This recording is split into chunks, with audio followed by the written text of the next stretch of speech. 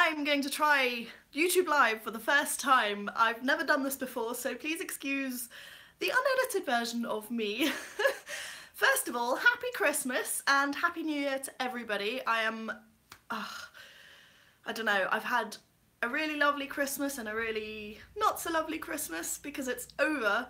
It is, what is it, the 30th today, so 2018 is in 2 days. I can't believe it. 2017 has been a really strange year for me. I started out as a PA essentially, and I'm now training to be an accountant, and I've had lots of family things happen. John and I have been through some change just with his work and my work and figuring out how we live together. Oh my gosh, I have 2 people. Hello. Anyway, I am going to give you a very brief project update today. I haven't done any cross stitch at all since about April, so it will be brief.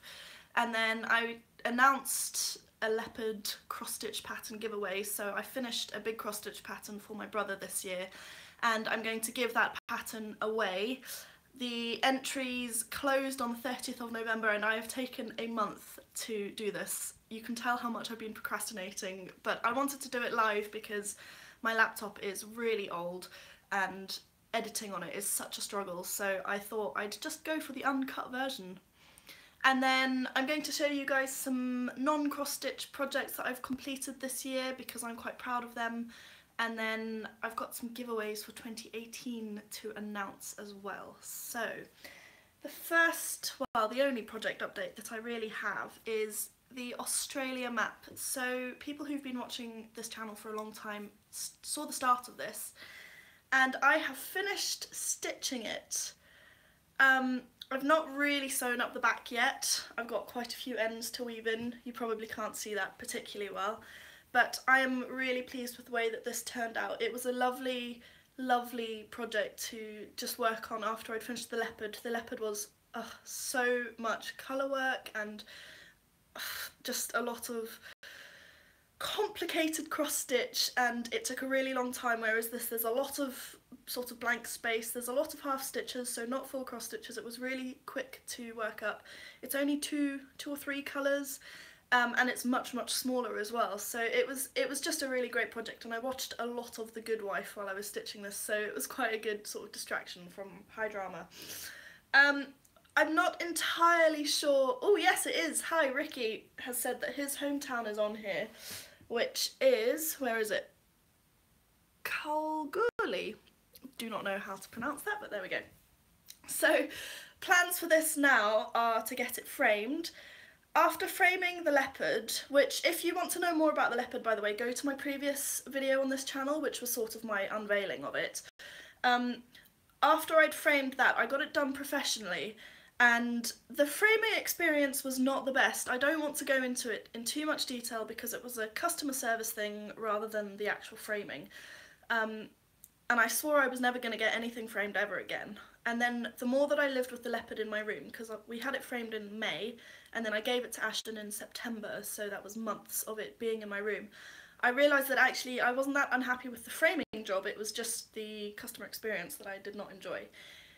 However, I now don't know that I can really justify framing this myself, given how long it's taken, and also the art glass makes such a big difference. If you ever get anything professionally framed and you can afford to do the art glass, it really does make a huge difference. I've written a blog post about that, excuse me, on plutoniummuffins.com, the link is down below, showing the sort of real big difference between the art glass and normal regular glass. So I think I do want to get this professionally framed now with art glass. It will be expensive, but it's also John's 30th birthday next year, so I'm thinking that maybe this will be a gift for him, because then also I get to keep it. Haven't quite decided yet. Anyway, Australia, well, he's actually in New Zealand at the moment. His family lives out there, so we went to New Zealand and Australia in 2015, which is when he bought this pattern for me, so it's kind of cheeky giving it to him, but he would never stitch it himself. So anyway, that is that. I'm going to move on to the giveaway. So I have spent a really long time cutting up names. I've never done a giveaway where I've actually written out the names, cut them up and put them into a hat. I normally do like a digital number everything and then use a random number generator to select, but that's not really visually appealing. So I had 22 entrants. The thing that I'm giving away is the leopard cross-stitch pattern. So, oh, you're not going to believe what has just happened. My little hat with my 22 names on it has just fallen on the floor and all the names have fallen out. I'm going to sort that out in a minute. So this is the leopard that I cross-stitched for my brother's 30th birthday. It is the one that I've been talking about ever since the channel started. I started it in 2013 and it took years. It is why I haven't really done much cross-stitch for the rest of this year, because once I'd finished this I was like, I am never cross-stitching again. Not quite, but I needed a break. Although I did work on the Australia map because I wanted to get that done. But the pattern for this is up for grabs. I've destroyed all my copies of it, so it's just these two things. I did think that if I had any leftover floss I would include that in the pack as well, but I have done a really good clear up job and I cannot find the floss and all of that stuff, so it's just the pattern, unfortunately. Now I'm going to, hang on, shall I move this so that you're not just looking at my pretty backdrop. Excuse the mess. That is the the chaos of the fallen hat. This is a real life thing, guys, so there we go.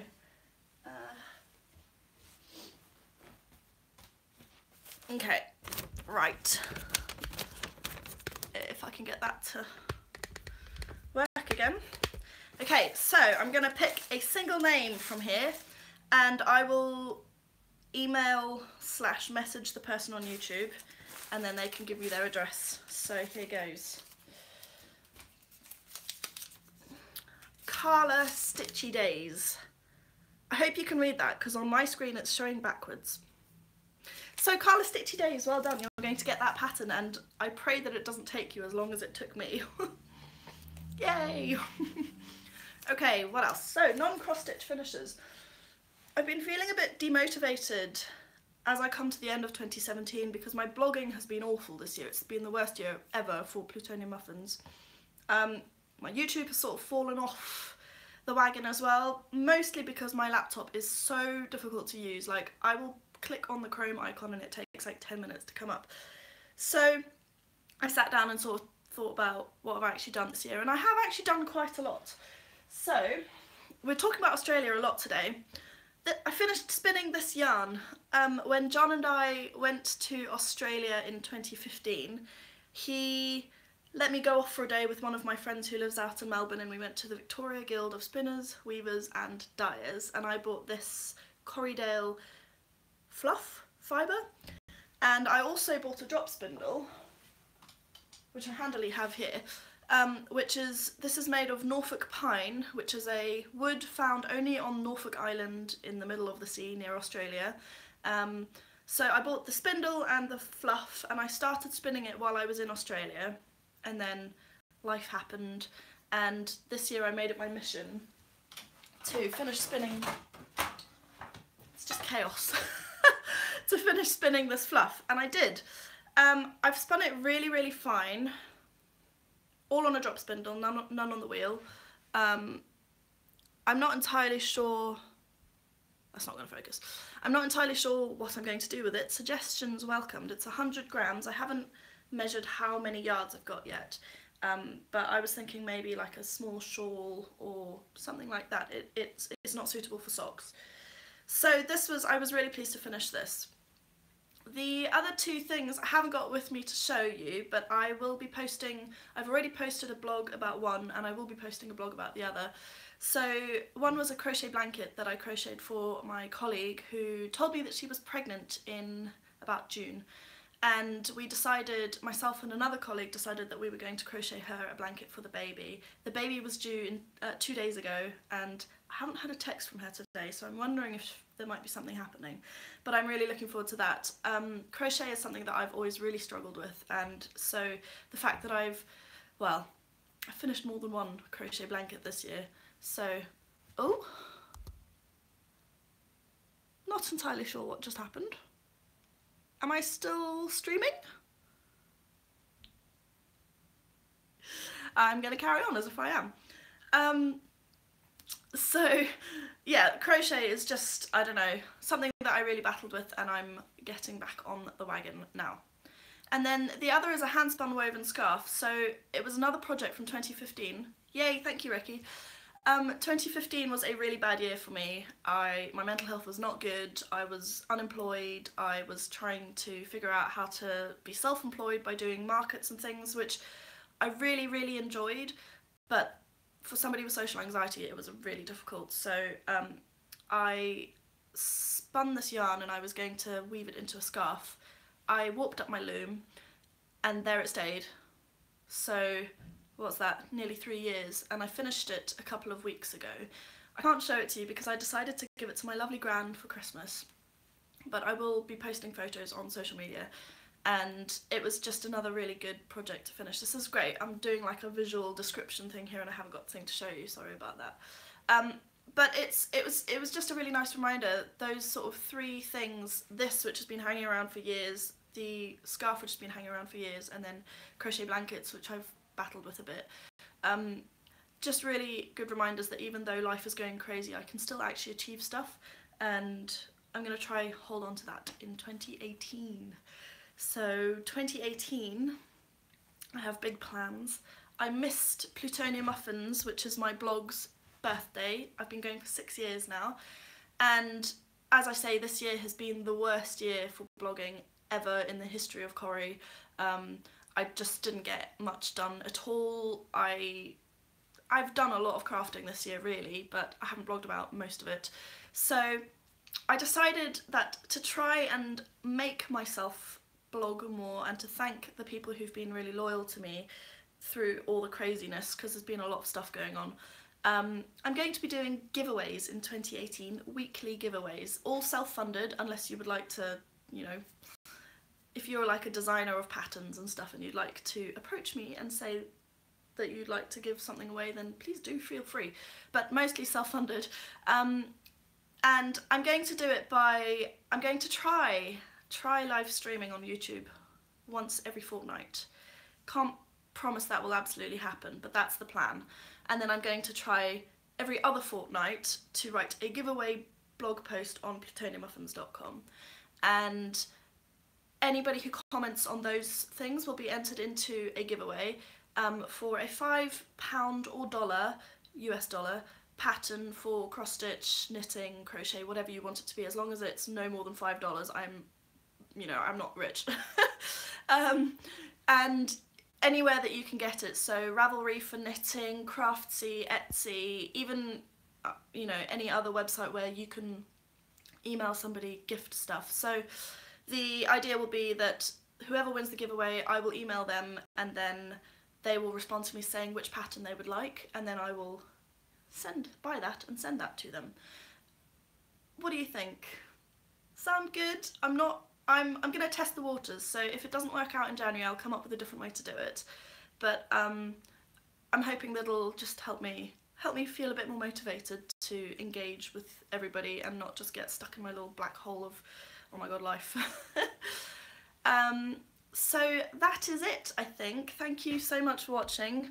I'm always really astonished by how many people actually comment on my videos, and I really am thankful for it. I've been asked to film a tutorial for how I attach cross-stitch pieces onto scroll frames, which is what I used for the leopard, and I'm going to do that with, hang on,